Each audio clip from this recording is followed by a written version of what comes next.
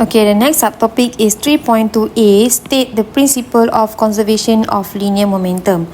So, principle of conservation of linear momentum state that the total momentum of the isolated system is constant. So, isolated system for which the net external force is 0 or F net is equal to 0, that is, the isolated system is one on which there are no external force or for which the external forces are balanced and added to zero lah. Means that kita boleh kata change of momentumnya adalah kosong. Okay, from Newton's second law, kita dapati F equal to dp per dt. So kita kata dia adalah equal to zero because dia tak ada external force yang add pada dia. Jadi dia balance. Bila balance, kiri kanan akan sama. So, dekat sini dia dapati untuk conservation of linear momentum which come out dengan summation of momentum initial akan sama dengan summation of momentum final, maksudnya after collision. Okay? So, ini kita based on collision lah, momentum before and after. Sebab selepas ni nanti you akan belajar tentang collision. Okay? So, next. Collision you akan belajar in this matriculation is oblique collision lah, benda baru lah. Okay, yang ini adalah contoh head-on collision based on one dimension. So, dia ada elastic collision, inelastic and completely inelastic collision, and one more is about explosion. Okay, sebab head-on ni most of adalah yang ni lah, explosion tidak berlaku dengan head-on. Okay, next untuk second collision is about oblique. Oblique is relate with two dimension. Tak kisahlah two dimension before ataupun dia langgar tu ada two dimension after collision pun boleh, macam tu lah. So depends on question. So untuk oblique pun sama, you ada elastic, inelastic, completely inelastic and explosion. Okay, so ada beza lah inelastic dengan completely inelastic. Okay, kalau inelastic kita akan tengok nanti kat bawah lah okay. So, kita tengok head-on collision ni just untuk pengetahuan you je, sebab ini yang dah belajar dekat sekolah. Jadi, soalan tak akan ditanya lagi dalam matrik tentang head-on collision. Okay, contoh ni saya bagi untuk elastic collision lah. Untuk elastic collision, head-on maksudnya dua ball akan act lah secara head-on. So, A to the left and B to the right, move and collide. So, dia akan, after collision, they move separately with their own velocity lah. Okay, so kat sini dia nak bagi tahu jugalah berlakunya impulse pada contact surface dia tu. Okay, during collision lah. Okay, so the momentum each of the two ball change as the result of the collision. The sum of their momentum is found to be the same before and after collision.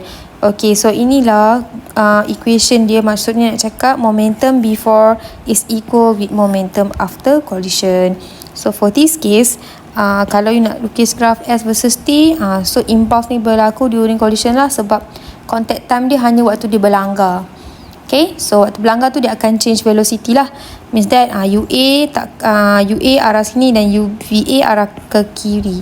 Bukan arah dia, maksudnya nilai dia tu. Kalau nilai dia sama, even sama lah, UA sama dengan VA, so tapi arah dia berbeza, so means that dia still ada lagi perubahan velocity. Okay.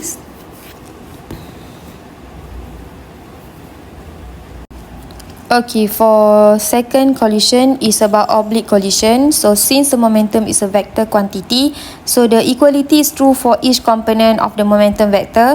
So jadi kita kena consider component.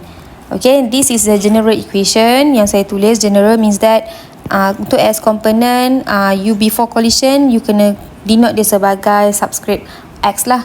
Okay, after collision juga adalah sama je formula dia, cuma dia akan tambah ada komponen X dan komponen Y. Nampak tak?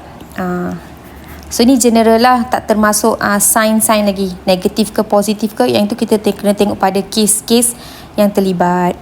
Okay, so ni general lah, yang you kena tahu.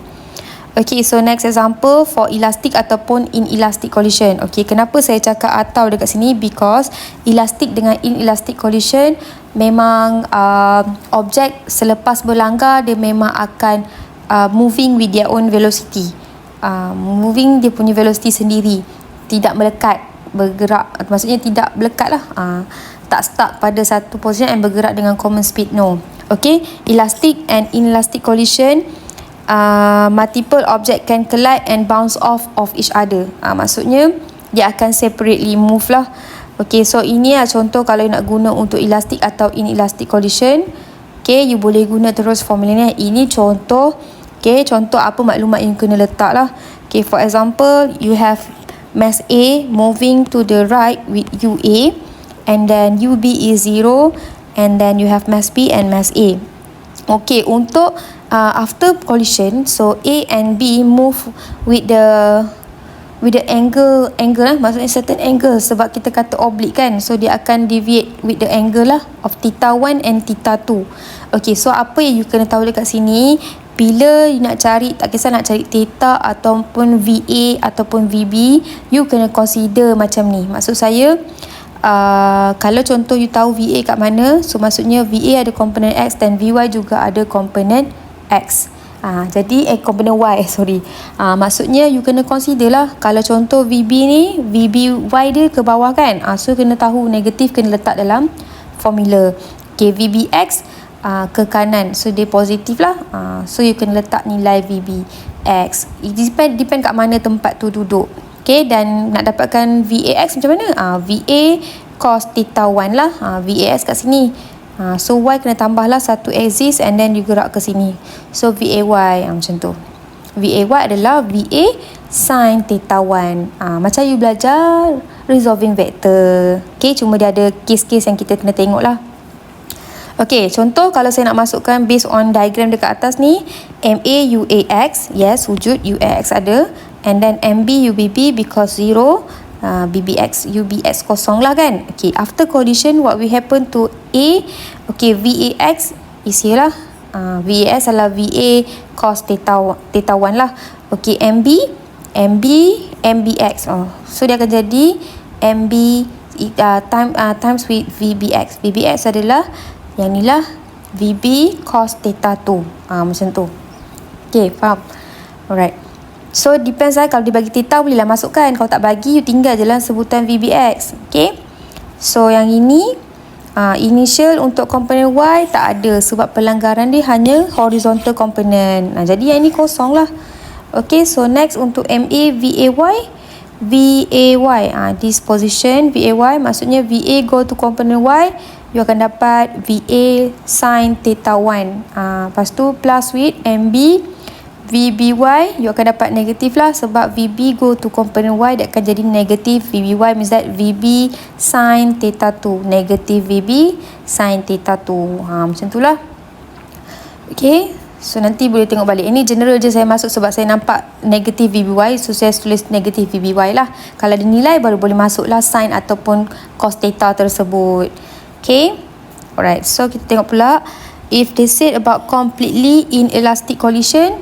Bila ada perkataan completely means that they memang stuck and move with common velocity. Itu perkataan completely. Tak sebut completely, takkan move with the common velocity lah, dia akan spread. Okay, spread, dia akan berpecah lah dengan velocity dia sendiri.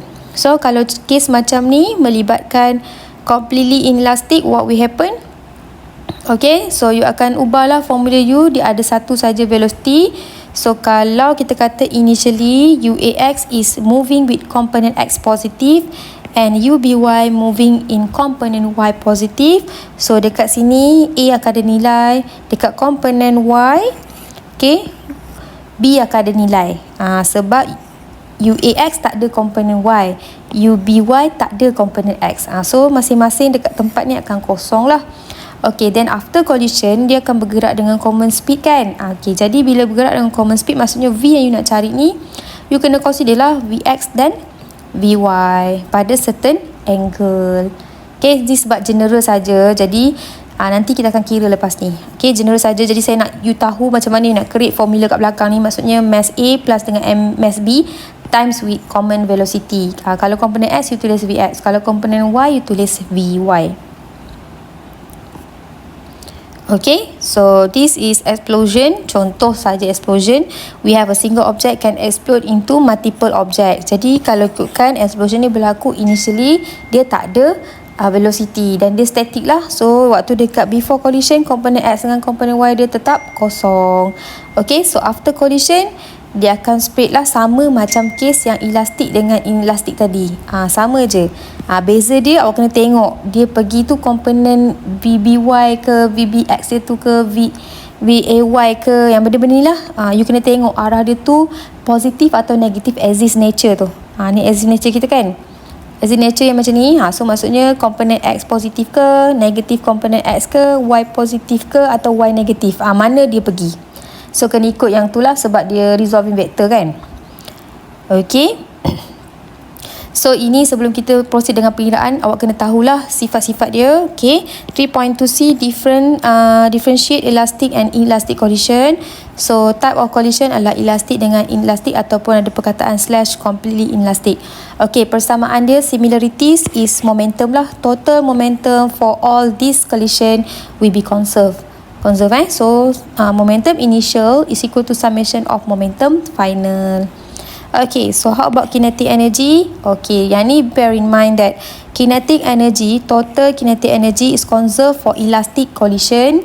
Okay, so kalau awak nak tahu dia conserve lah, no loss of kinetic energy in the collision. Tapi kalau inelastic ataupun completely inelastic, so total kinetic energy dia tidak conserve lah. So kalau you kira kinetic energy initial takkan sama dengan summation of kinetic energy finals. So kinetic energy is changed to add other form of energy in the collision such as sound and heat lah. Okay, selalu belanggar, kemalangan semua kan. So dia punya energy tu terbebas sebagai bunyi atau apa-apalah. Okay, so dekat sini saya nak tekankan lah, kalau soalan tanya you type of the collision, even the block is collide and they are separately with their own velocity. So don't assume that this is elastic collision. Dia boleh juga jadi inelastic. So what you have to do, you have to prove by using calculation of total kinetic energy lah. Means you kena kira dulu kinetic energy initial dia berapa, and then you kira dulu dia punya kinetic energy final. Then if you same between these two, baru you assume dia adalah elastic. Kalau nilai summation K final and initial dia tidak sama, so dia adalah inelastic ataupun completely inelastic. Kalau completely inelastic memang awak dah tahu dia tu memang tak conserve kan. Tapi kalau inelastic macam mana nak kenal? Sebab inelastic collision, after collision dia macam elastic. Dia dia separate kan, dia separate dengan velocity masing-masing. Macam tu. So kena prove by using calculation of kinetic energy. Okay, so don't assume by yourself, make sure dia ada proof by calculation. Okay.